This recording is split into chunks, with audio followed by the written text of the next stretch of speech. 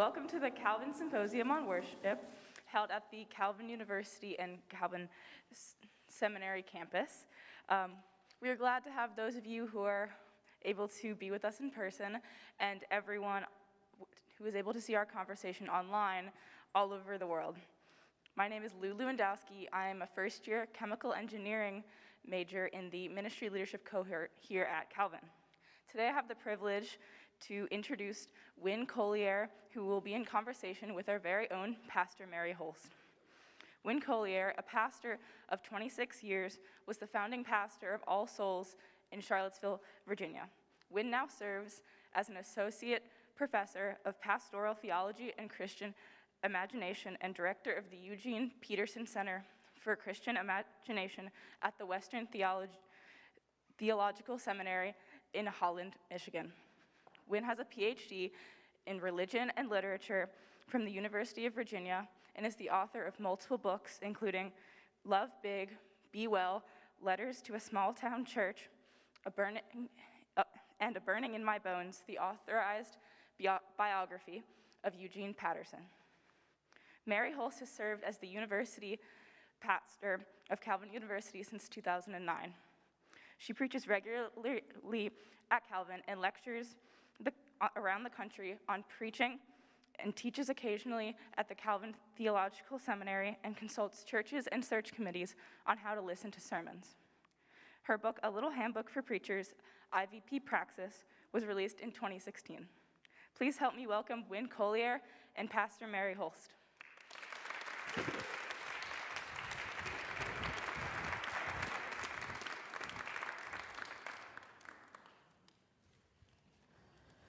Hi, Winn. Hello. It's so fun to be here with you. I've heard your name so many times. It was great to meet you today. Yes, we were Facebook friends, and now we are actual friends. Yes. We've made the jump. It's for real. It's real now. Yeah. Yeah. Well, we're really glad to have you here, and really grateful for the work you've done. Actually, the gift you've given to so many people who knew about Eugene from his many writings, and maybe heard him speak a time or two. Even maybe read his own memoir, but you putting together his story in such a beautiful way is really a gift to the church. And so I want to be sure that you hear our gratitude. In the end of the book, you talk about what a big job it was. And I want you to know that your work is bearing fruit, and we're grateful. Well, thank you. Yeah, I feel like it's in way over my head most of the time. But I'm grateful that you see it as worthy. Yes. Worthwhile. So tell us how Burning in My Bones came about. Like, how did your relationship with Eugene and Jan begin? And then how did that become, hey, do you want to write this book? Yeah. So probably has to start somewhere around 2001. We moved to Denver, Colorado for my wife to go to grad school. And I was going to take a little break from pastoral ministry and try to figure out where I belonged, because I didn't know. And I ended up as a stockbroker at Charles Schwab. But then there was a small church that... Like you do. That's right. I was very prepared for this. There was a small church that couldn't afford a full-time pastor. And so there I was, and they invited me to come in. They'd had several splits. They were really struggling. And I came in with some woundedness in my pastoral story, but also I was still close enough to seminary that I had some of that zeal without very much knowledge of what I could accomplish and do. And I think there probably was a part of me that thought, man, I was really the person for the job at this church who'd had 3 splits, and I was going to be the turnaround agent. And these kind folks were so generous to me, and they let me bumble around. And there was an evening where we were having a vision night, and I think I called it that, and I had a PowerPoint presentation. Of course you did, yes. Yes, and I was telling the church, who they had bled for this place, but I was telling them what we were going to do to, emerge as a healthy congregation, and all the things that we were going to value, because, pastors like to tell people what they're going to value. Oh, yes. Yes, we do. And at some point, someone in the room raised their hand and said, Winn, are we going to pray? And I don't think, he didn't mean it, I didn't hear it as like accusatory. It was just like a really kind of question you should be asking. Yeah. And I looked at my notes, and I think my head was spinning, and like nowhere on there was there anything about prayer. And it was just one of those moments where I thought, something might be wrong here. And a few weeks later, one of the elders in the church, after church on Sunday morning, handed me a book and said, I think that you're going to enjoy this. And he handed me a copy of Eugene's Working the Angles, The Shape of Pastoral Integrity. Mm-hmm. And I realized that afternoon, I went home and began to read it, and it was like smote my heart immediately, because I had grown up in the church, I had been around pastoring, I went to Bible college, I went to seminary. You have to learn these things for yourself, I think. Yeah. And I realized I didn't have really a foggy clue what it meant to actually be a pastor. And I realized then that what this guy meant when he handed me the book was, I think you're going to need this. And he was so right. And so a few years later, my first book was being published by one of Eugene's publishers, and I twisted the arm of one of the editors and said, could you give me Eugene's address? And he handed it to me, like kind of secretly, And so I wrote him a letter, and I couldn't believe it when a few weeks later I get a letter back, and I thought I was so unique. Until 20 years later, I have literally thousands of these letters in my basement as I'm doing research, and realized that he wrote so many people. But so over the next 10 or 15 years, he became my pastor via letters mainly. We met sometimes, a time or two, and then in 2016, I was in Montana at their house, and realized that his health was really starting to deteriorate. And as I was flying back, I thought, somebody's going to write his story. There was an old Scottish pastor, Alexander White, who his biography became a pastor to Eugene through reading this story, and he kept it by his desk. And I told Eugene I hoped that someone might offer to other pastors what he had received from White's story. And when I wrote him this letter, he called me a couple weeks later and said, Winn, let's talk about this. And so I took him through my rationale again, knowing he was going to say no thank you, because that was the last thing he cared about. And I asked him, I said, so Eugene, does this make you tired, or does this give you energy? And he goes, Winn, it just makes me tired. So I thought that would be the end of the conversation. And for some reason, we just kept talking, and 5 or 10 minutes later, Eugene says, Winn, I think I have energy now, so I think you're supposed to do this. So for the next few years, I dove in, and that's how it happened. That's great. That's great. What a gift it is. And we can see, even for those of us who've read his story, how he would shy away from that idea, and yet also how he could see that the very authentic accounting of his journey of faith could help others. And so one of the things that's so beautiful about the story is it's so real.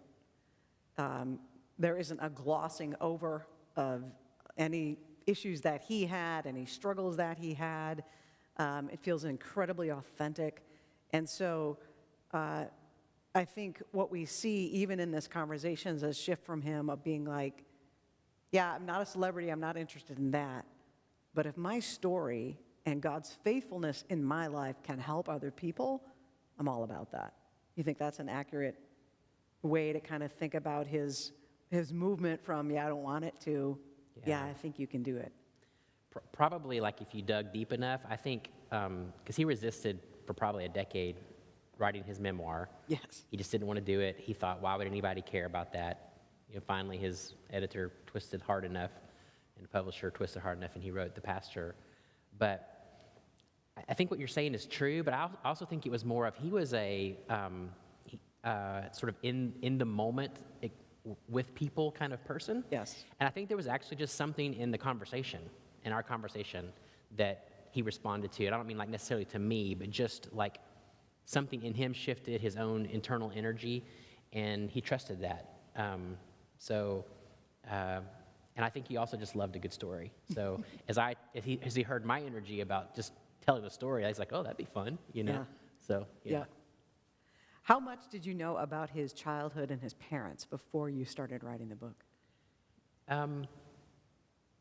I mean, only probably what I'd read in his memoir. I'm trying to remember, going back through our letters, there may have been a few bits here and there, but not extensively. Yeah, that was more of discovery. Particularly when his sister told me that she thought in their attic were letters he had written home from his years at seminary in New York City. And I was like, you can find those, right? And so for the next couple of months, they kept saying they would sort of pillage their attic, which they did.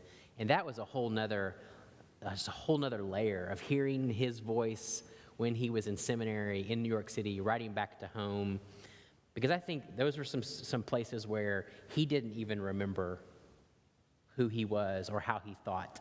There were some moments where a way that Eugene would describe his life back then, and then I would find him saying something very different.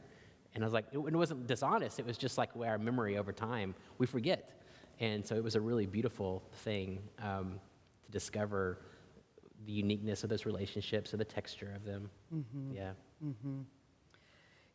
We'll talk about each of his parents. So his mom was quite a character. Oh, she was. Just a preacher, strong, able. Talk about the discovery of figuring out who Evelyn was and her influence on Eugene. I really don't think there was any person that helped to shape him more than his mom. I mean, she was the first pastor, he would say, he knew, even though she often didn't use that title, at least in his earlier years, depending on which pastor was the current pastor of their Assemblies of God church and whether or not she could claim sort of her place. But I think it was how real God was to her. There was nothing fake. There was nothing put on. Her generosity with people. She was always welcoming people into the home.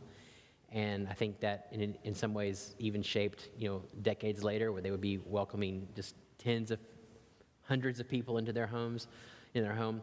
And I mean, he remembers from this being an early child, a little boy, and going with his mom to the Grange halls and the mining towns where she would preach on Sunday evenings, and she'd be the only woman in the room, and they'd be spitting in the spittoons, and her preaching was apparently just so lively. And there'd be times where he said later when he would be reading the scripture, particularly in seminary, and he would happen upon a familiar, particularly Old Testament text, and he would be reading it, and he would say, it would just sound so bland.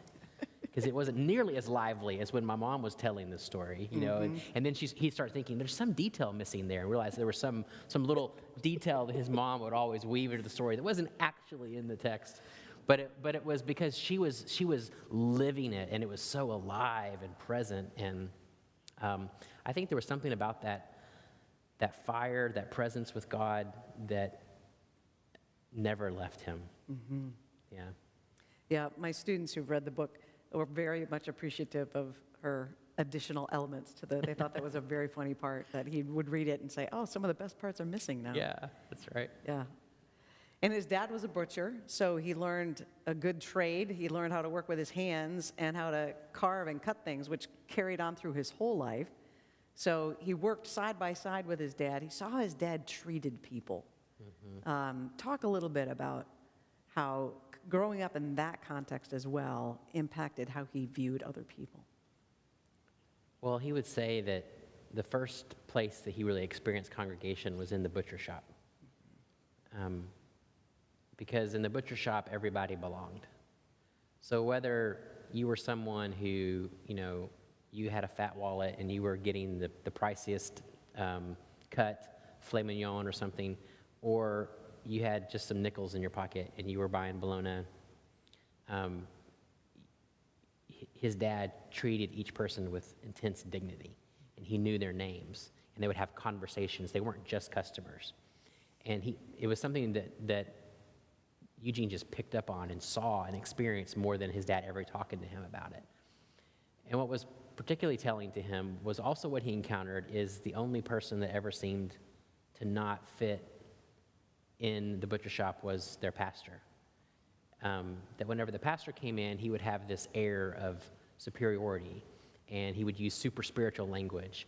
And it always struck Eugene, even that there was something odd to him, that it was the pastor who didn't belong in the community. And it wasn't because anyone else was pushing them out. Right. It was because of the pastor's own posture. And I think there was something about that probably, which is what also made him resist the idea of being a pastor. He didn't want to be someone who was outside the community. So it's also important to say, though, that his relationship with his dad was really fraught. And what we've just described is probably the extent of the good gifts Eugene was able to easily identify that his dad gave him, because his dad was really distant and a workaholic and not present that much. And, in his 80s, he would kind of plainly say, my dad wasn't a very good dad. So it was definitely his mom. His dad gave him some pictures of what it means to be in the world with fidelity and faithfulness, but his mom is the one who taught him how to live with his heart. Yeah, the relationship with his dad is one of those threads that comes through the book about he's missing his dad, he doesn't have a connection with his dad, and then how that plays out in his own relationships with his kids, for good and for ill. Another story, jumping ahead a bit, is that caught my students' attention was when Karen's a young girl, Eugene's daughter's a young girl, and asks him to read a story before she goes to sleep. Yeah. And he says, I can't, I have to go to a meeting. And she says, this is the 27th night in a row you've been away. And it was that conversation that really just shook him and said, I got to do this differently. Yeah. And I think it's just I think it captured my students' imagination, because they see the generation of workaholism going before them. They're thinking very clearly about, how do I want to live differently than what I've seen around me? And I'm guessing, speaking for them, that the other thing that they mentioned was how, even though Eugene had been gone, Karen still felt like, I can say this. I can say this to my dad. Right. And we also, when we talked about it in class, talked about how many of our parents would have responded not as well, and may have said, well, I'm doing that to, keep food on the table, and I'm doing this for you, and, would have been defensive. And for Eugene, it was more convicting to different behavior. Yeah, I think, that was the night that he, he did walk to his meeting, and it was a session meeting in the Presbyterian church, and he walked and resigned. That was his famous moment, I'm not going to run this damn church. Everybody's, oh my gosh, Eugene. I think it's because he could see that he was replicating the very thing that had wounded him, and so he could hear that. And this wasn't a one-time thing. Years later, his oldest son, Eric, would have a moment where he, after out of college and everything, has this moment where he writes a letter to his dad, sitting on top of a mountain. I can just imagine myself, he described it as he was just like panicking inside that he was going to read this letter to his dad that a therapist had told him to read, and how is dad going to respond? And Eugene responded exactly how I would hope a dad would respond, which is hearing it and not being defensive and saying, oh, I'm really sorry. I wish I'd done better, and I want to be better. And I know as a son, as a dad, I feel like in some ways that's all we really need is somebody to say, I see that, it's right, and I'm sorry.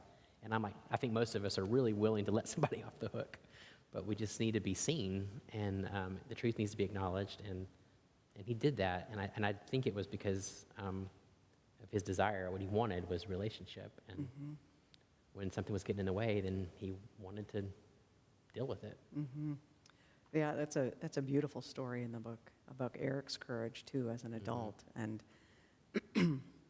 let's kind of bring it back again to his time in college.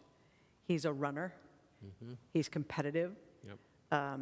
He becomes a leader on campus, and so there is this drive in him. Talk about how that drive shaped his college life, and how that was something he had to kind of figure out the governor for. Right. Yeah. It's kind of funny because most people who've who've listened to Eugene very long, who've read his books, they just assume he's sort of, in the hospital just popped out as a baby as this natural contemplative who really never struggled with things that the rest of us all struggle with. And that couldn't be further from the truth. I mean, there's probably some temperamental things that are true about the way it played out for him, but the reality is it's because he had tasted the poison. And he knew what it was like to live driven, and he steps onto the campus and he says, hey, I wonder how you become the president of this school, the president of the student body, and which is just not how I imagine Eugene being, And yeah, he ran because he loved to win and to compete. And then a few years later, when he's a pastor and going through what he called the Badlands, he had given up running for a season, and he began running again. And one of his reasons was to try to work out of his body this competitive energy and drive. He needed somewhere to put it, and he didn't want to put it into his congregation. So where am I going to put it? And so I think for several years, and then when he was in seminary, in some ways was the same thing. I mean, he was driven, and when he became a pastor of a new parish, I mean, it was the same thing. Like he wanted it to grow. He wanted it to be looked at as a successful church, and these were why he became the voice he did, because he was dealing with the demons. He understood the temptations that exist. That's right. For pastors. He felt them very acutely, and knew that he had a choice. They would destroy him, or he would be transformed. Yeah, it's really remarkable. Because those of us who've caught him at the tail end of his life think like, wow, he's always been pretty chill. And to read the book, you're like, oh, no, that's definitely not who he was. And I love the story that you tell about he and Leaf running a race against each other. And he's been beating Leaf all along, and there's this whole thing, and then Jan yells toward the end of the race, like, don't you beat your dad. And they had mistimed the end. Which one of them mistimed the end? So Eugene thought the end was when, at the end of the race, it was entering into a stadium. Right. He thought when you entered the stadium, that was the end, but there was 2 more laps. Yeah, you had to run the laps. And he didn't have anything left. And Leaf just torched him at the end. Yep. But the fact that he was like... Well, he was going to win. He was going to win, right? That's right. I just love that competitive spirit. It does make him more real to those of us who pastor, and pastors can be really messed up around this kind of stuff. No. Not me. Not you, not me. Other people can get really weirdly competitive around things. And so we see in Eugene, he's got this competitive drive. He's planting a church, which can either feed your crazy, or if you're not intentional about it, move you into more sober space. But he develops this group of colleagues who come together around the text, and that does something for him. It roots him in ways that he didn't even know he needed. Talk a bit about how communities of pastors, gathered groups of pastors from different denominations, different perspectives, how that can really kind of settle us down a little bit. Yeah. I think it's interesting that you pinpointed even before that this was pastoring a new church situation, because I've done that, and I think these realities and temptations and seductions are legion everywhere, certainly everywhere in the church. But I think it's even more acute sometimes in the church planting world. In fact, sometimes I feel like the least healthy place I can be sometimes is in a room filled with church planters, because there's so much on the line. You have limited resources, you have limited time, and it just plays into lots of the rhetoric about whether I am personally a success or not, right? As opposed to just being faithful. Yep. So I think he was dealing with that, and he knew, as you're identifying, that he needed friends. Friendships have always been really important to Eugene, even though he always felt to some degree other. Everywhere he was, he always felt like a little bit of the outsider. I mean, even in his 60s and 70s, where everybody assumed he was right at the middle of everything, and maybe he was, that's not how he felt. That's not how he perceived things. But he knew he needed friends, and so they would meet once a week together. That group of pastors, if I'm right, actually it continues to meet even now. I mean, it's all different people, but that nucleus has continued. And it was so simple. They would meet together, they would bring their coffee and their brown bags. They would usually read a text that was coming up the following Sunday, and they would talk about it. And I think their lives would get meshed with all of that as well. And it just became a company of friendship and belonging, and I don't see that very often. I see lots of attempts at that, but I don't see the kind of just commitment to one another outside of the boundaries that we are used to drawing. Right. And so I think that was a real grounding place for him. Why do you think that group worked when others don't? I don't know, since I wasn't in the room, but I got to talk to a person or two who were, and I think there was a certain commitment to the group that allowed them to make a collective decision to check egos at the door. And also, I think they weren't trying to accomplish anything. I think a lot of our groups, we feel like they have to have a real tight agenda that works for a season, but my marriage doesn't have an agenda. Right. My life with my two sons doesn't have an agenda. It's their life. It's our life. And I don't know any friendship that really works that has an agenda other than the integrity and fidelity of those relationships. Right. So that'd be my hunch.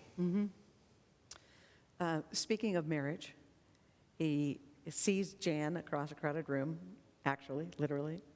I love the story about how his friend, who's not a believer, gives him the phone book and a pocket full of change and says, you need to call every person with this name until you find out where she lives. That's right. And it worked. Yeah. And it worked. And so Jan becomes a partner to him. And first they're thinking academia, he's working on this grad stuff, he's learning all the languages, and it kind of shifts over to becoming a pastor. And talk about Jan's partnership with him in the beginning years of their ministry, and then... Yeah. I think it was tricky because Jan from middle school on had wanted, she wanted to marry someone who was called to be a pastor. It wasn't something that she felt that she wanted to do herself, but she wanted to be, that's the life that she chose. And so when Eugene originally was not intending to do that, but was going to be, that was something she had to wrestle with, is this okay? And so that day on the campus of Johns Hopkins, when they're having a picnic, and Eugene tells Jan, I think maybe I'm a pastor. You can just imagine her interior goes yes, that is actually a tricky part of the story in some ways, because, one of the criticisms that some will make of Eugene is that he was only able to be Eugene because Jan was such a person of hospitality. And I don't know exactly about that as a criticism, but I also know that this was what Jan wanted. She wanted this life. And they very much were partners. In fact, if you talk to anyone who was at Christ Our King, the church that they formed in Bel Air, Maryland, they will say Jan and Eugene, or Eugene and Jan. They rarely would say one name without the other. And I don't think it was because of that old model of 2 for 1, but I think it was just this idea that their lives were so enmeshed, and what they offered the church was so such a combination of who they were together, and they were so different. I mean, Eugene was so interior, so quiet. Jan would often, when I was there, she'd lean over at the dinner table and she'd pat Eugene's knee and she goes, I love this boy, but I sure wish he'd talk more.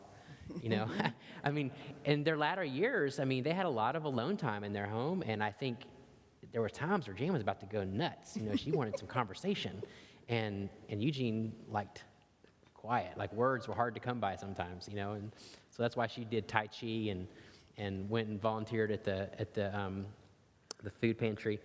But yeah, who they were was a beautiful combination of two really different people who saw the other person for who they were, or were trying to see the other person for who they were.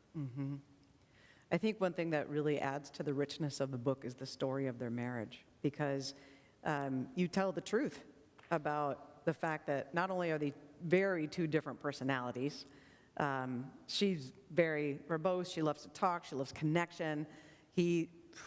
Let's just sit quietly and think about things for a while.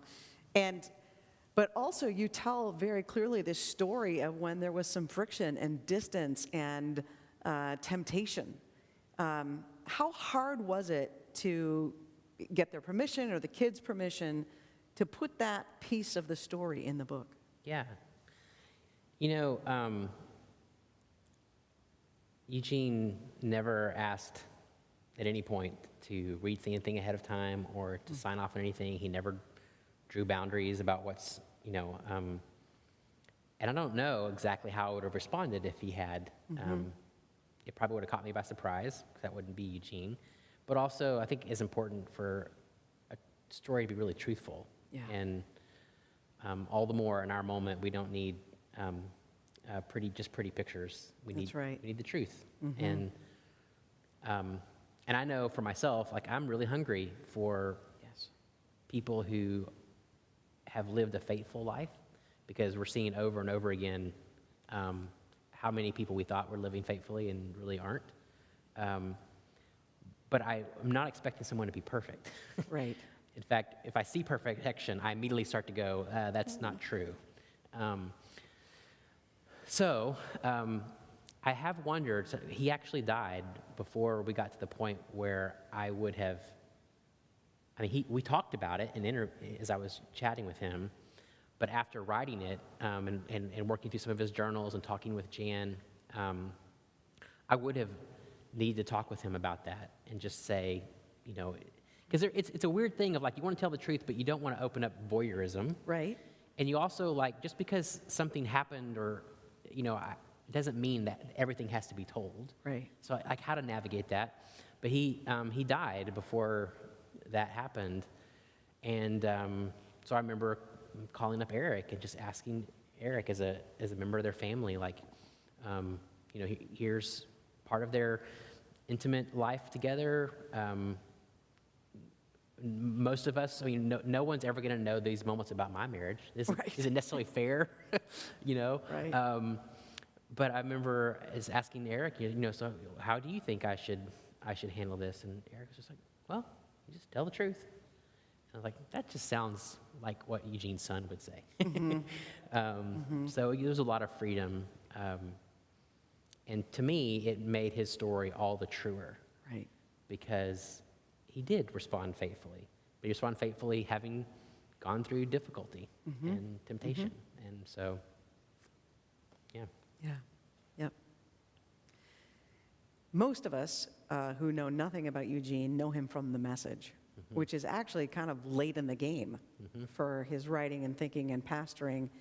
And it comes out of his pastoring. Right. He realizes that his congregants aren't really getting the earthiness of the Psalms or the real meat of things. And so he just kind of tries, like, how would I do this in a way that people get it? Yeah. And it starts as basically a brown bag, let's read the text together, and people are like, oh, it's really helpful. And I love that origin story because it comes out of his heart as a pastor to have his congregants come to know and love Scripture. And that really shapes so much of his life, is how do I love people well? How do I get people immersed in Scripture so that they have this dynamic relationship with a living God? So talk a bit, how about when you spoke with him about the translating, which later became the thing that he did. Right. It has this beautiful organic start. And how hard was it later when he's doing it by himself and doesn't have the weekly check-in? How do you keep that energy up when it starts out of this organic place and it ends up being like your job? Right. I'm glad you asked that, because I think it's really important for people to know that Eugene didn't set out to translate the Bible for America. That wasn't his intention. Right. He was writing it to 12 people in a Sunday school class as they were trying to study Galatians. Yep. And it was in a moment of great unrest in their community. There was a lot of unrest happening in Baltimore, and there was white flight to the suburbs. And then he realized that people in his neighborhood and congregation were building bomb shelters and buying guns. And he became pastorally deeply concerned because this is not a Christian way to live. And so he says, we need to read Galatians, because Galatians is a book of freedom. And these words are electric, and they will explode. And so he started a Sunday school class, and they're reading through Galatians, and he said the first 3 weeks, everybody was bored out of their mind. And he would go back, after church and think, why aren't they hearing this? Like, this is unbelievable. And he goes, okay, I'll try to translate it so that they can hear what I'm hearing. And another thing people don't quite understand is he was brilliant when it came to languages. He was trained by the best Semitic scholars of the day. And so he knew his stuff. And so he Xeroxes for the next Sunday that passage of Galatians in his own translation, what he called Hartfordian, Hartford County, Maryland. And he handed it to them, and he said immediately everyone was locked in, nobody touched their coffee. And he thought, I'm on to something, And so he just kept doing Galatians. And eventually that lands in a book called Traveling Light, which was his study in Galatians. An editor got the book. I have no idea what the editor thought of the actual book, but loved that each section was his translation of Galatians, cut it out of the book, pasted it in a manila folder, carried it in his back pocket for a month, and then calls Eugene up and says, would you be willing to continue doing this? And long story, he did. But I think he would say that, first of all, he didn't always keep up the energy. Like, toward the end, he was flagging. He thought, I will never finish this. But when he found his inspiration, it was because he would have particular people in mind. He was thinking of, that person sitting on the fifth pew, and he knew her story, and he would continue to write to her. Another person he wrote to was the guy who drove their moving truck from Maryland to Montana with all their stuff in it. And he got to know that guy over several days of packing stuff and unloading stuff, and was really intrigued by this truck driver.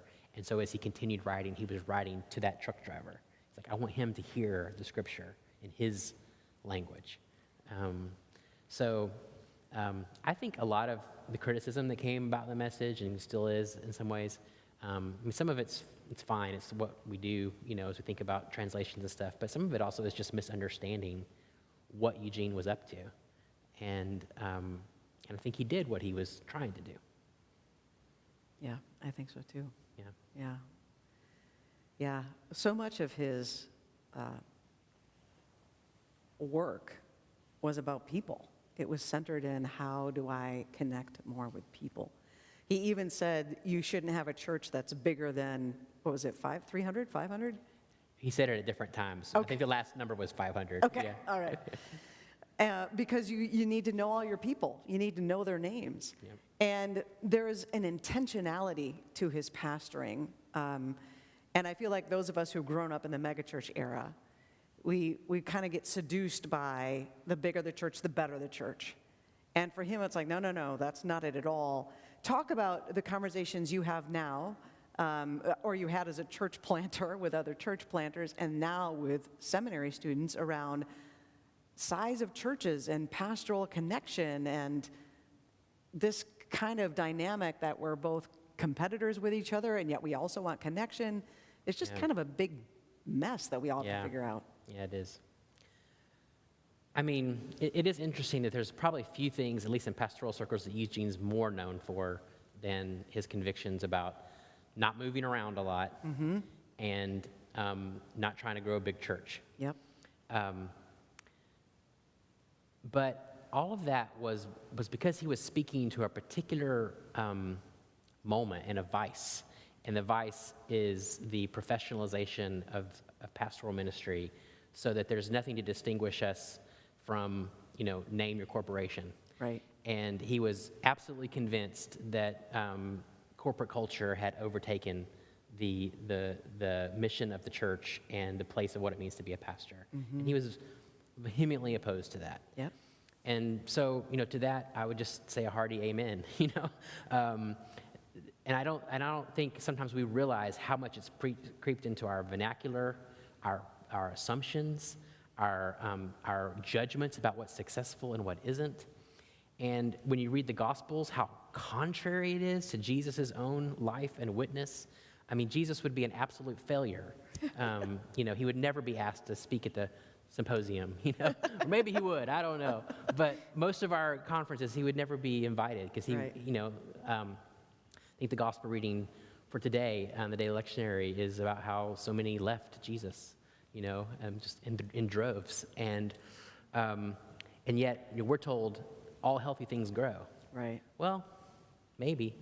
But I think what Jesus was doing was faithful. And the growth is over a long story. It's over millennia. We're seeing the fruit of it now. But what's also interesting is I think among many of us, in many circles, it's actually the easiest thing in the world to be opposed to the megachurch. Like that's. I mean, Yeah.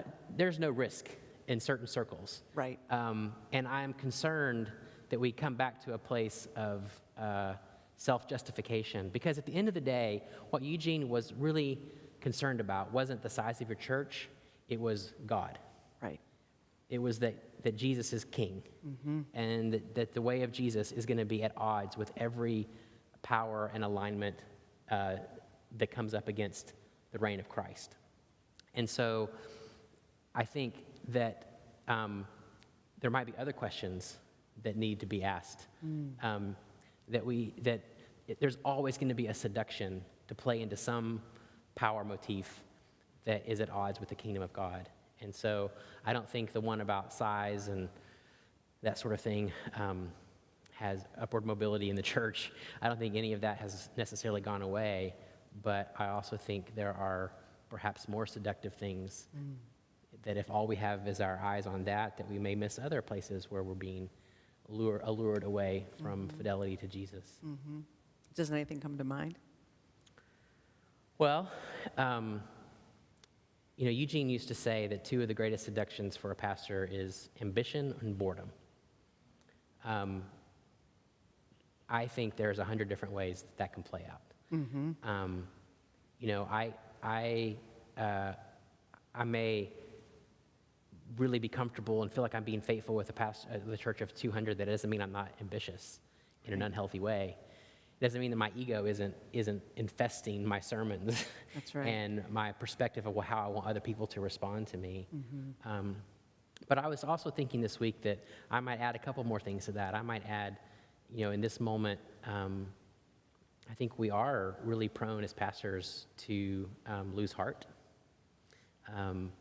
I think it's a really easy moment to sense that our work doesn't really matter and that it's all just falling apart. And I also think that many of us are motivated very much by fear. Fear of what someone else is going to say about us, what someone's going to think about us, fear about whether or not our church is going to stand up or not, or stay true, and where we're going to have money to pay the bills. And if we're motivated by those things, it's going to take us in a really different direction. Yeah. And talking with my colleagues who pastor congregations, the last couple of years in particular have tapped into that, like when you're not able to gather for worship in person, when you're not able to have people gathered for funerals, when you're not able to go to the hospital, it's like, what exactly do I do when I can't be with my people? And at the beginning of the pandemic, like here included, we were all like figuring out, we can do Bible studies online, we can do these things online, and everyone's like, we don't need to do anything, shh. There was just a weariness, and yet there was this compulsion toward productivity, that my work matters, your church matters, like, go team. And it's weird to come out of that and still have disconnects and people who are still watching online, and how do we do that? Where do you see, I'm asking you to lean into your prophetic voice, Where do you see us going as pastors, as congregations, out of the pandemic in ways that could be healthier than we were before? I remember when we first, the first week when everything shut down, I thought, oh man, I'm going to get a mini sabbatical. Oh, this will last a month, and I'll have a much clearer calendar. And I was like, oh man, I had no idea. I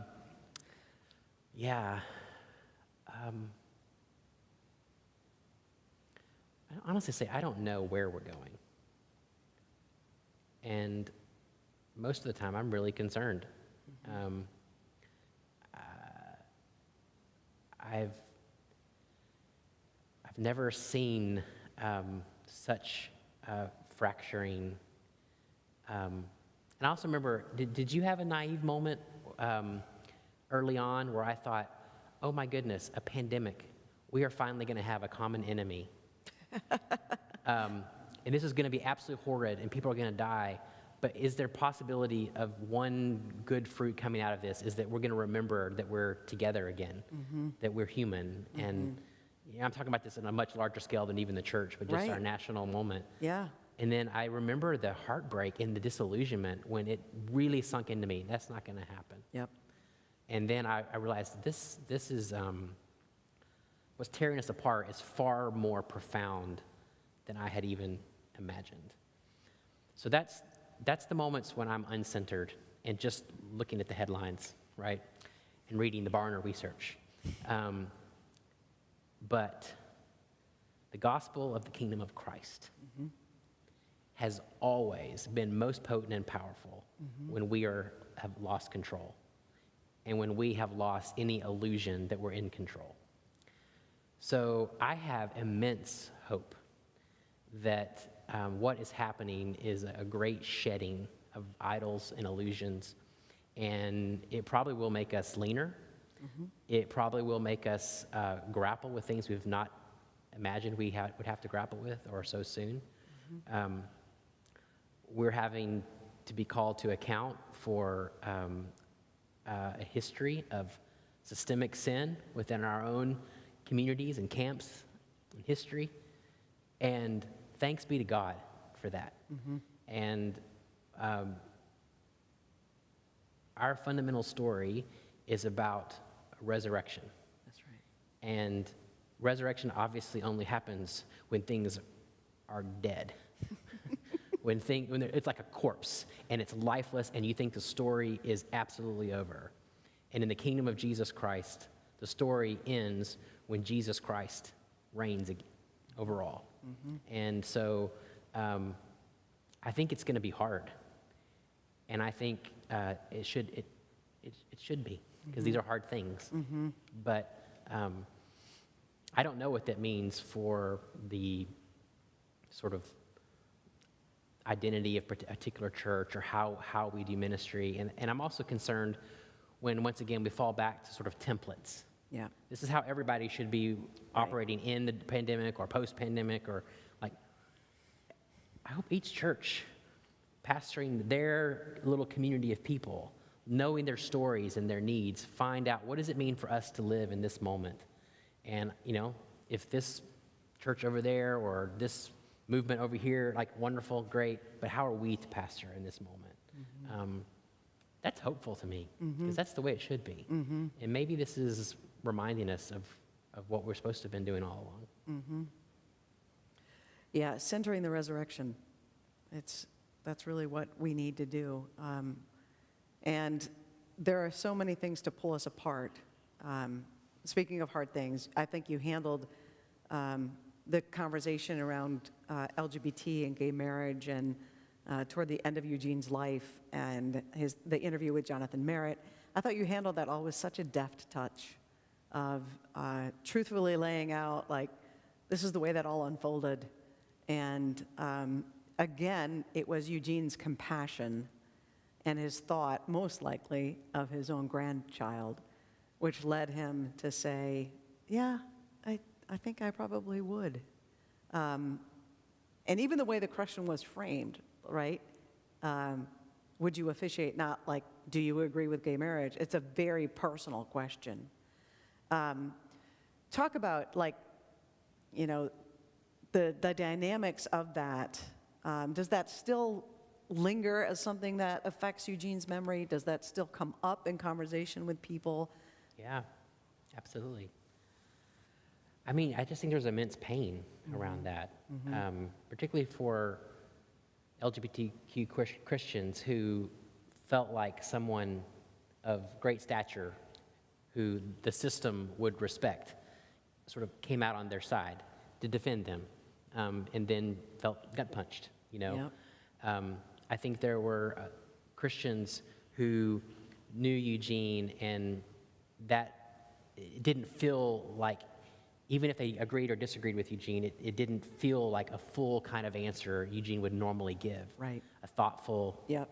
response. Right. I even know some LGBTQ Christians who are, you know, they consider themselves side B Christians. They felt they felt the same thing, like that this person who they felt like a voice that was this road of compassion, but holding a traditional understanding, like that all of a sudden there was this quick, easy reaction, and so everybody felt hurt.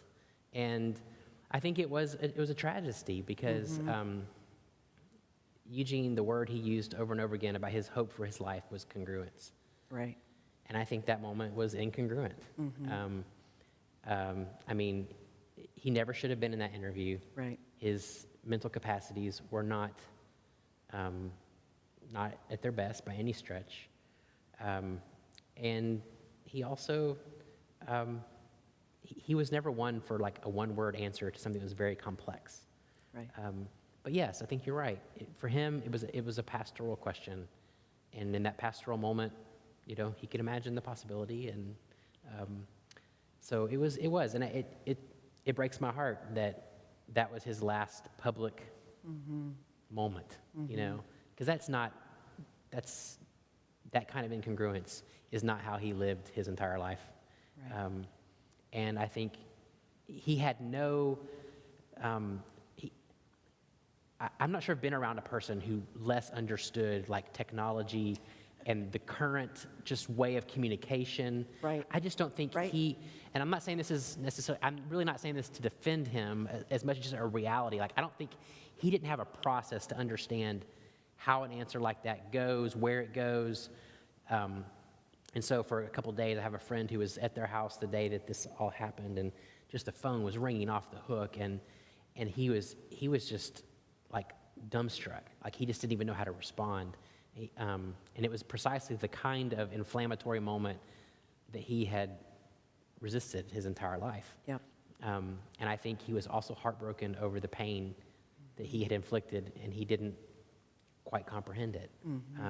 So it was a tragic moment. But I have a lot of confidence that people who want to know his story and what he was like, that's not the final word for Eugene. Yeah. And it's such a heartfelt issue that for those of us who are walking this with, which is just about all of us, either with folks we know or as part of a church community, there's something even about reading that I just kind of went like, yeah, like, yep, I get it. You know, I get his pastoral inklings, I get the backlash, I get people, like, we're like, yeah, we get it. Like, unfortunately, he waded into the mess, but he also showed us, like, oh yeah, we're all in this mess together. And so I'm sure you don't have like some brilliant way to solve this for us, but I wish I did. Yeah, that'd be great. But one of the many things that I think I carry with me after reading many of his stuff and much of his stuff and reading your biography is his language about, I want to be a saint, right? I just want to be a saint. And unpack that for us, because that's a loaded word. He didn't mean I want to be better than other people, I want to be holy, I want to work a miracle, although that would have been awesome. Talk about what he meant by I want to be a saint. Yeah, I remember the first time I read that, I was on our couch in our sunroom in our house, and I was reading one of his journals, and it was a little prayer. And he just was talking to God and said, I want to be a saint. and tears came to my eyes. Because this was nothing he ever said publicly. Yeah. This was nothing his kids didn't know. And this prayer is riddled throughout his journals. It was the cry of a heart that was turned toward his God. And for him, well, a couple years before he died, he was interviewed, and I was watching the tape of it, and the interviewer asked him, "What do you think a saint is?" So I'm hearing this, realizing, that this is his own prayer. Like, oh, yeah, what do you think a saint is? And the first thing that came out of his mouth was, a saint is, well, first of all, is someone who doesn't know they are. Because they are humbled by the grace of God. I think for Eugene, to be a saint meant to be someone who was radically in their person transformed by the love of Christ, to be a new kind of human. I think his heart yearned to be like God. And for him, he would never, there was a brief moment where I toyed with the title of to be a saint or something. I knew I couldn't call it that. Right. Because I knew the minute you did, all these sort of things we bring into this of superiority, and but he did want to be holy. He wanted to be like God. He wanted to become less filled with ego and striving for power and to be known and even to have impact. He wanted to be like God, and that was the large world that he wanted to live in. And so I don't know that there was a prayer he prayed that felt truer to his own desire than that. And we praise God for the transformation that happened, the work of the Holy Spirit in his life that we're all able to benefit from and hope for our own lives. Yeah. So on that note, Wynn, thank you so much for this conversation. I think we could easily go another hour, but we've been given this time slot, so we're going to honor it. Let's thank Wynn Collier.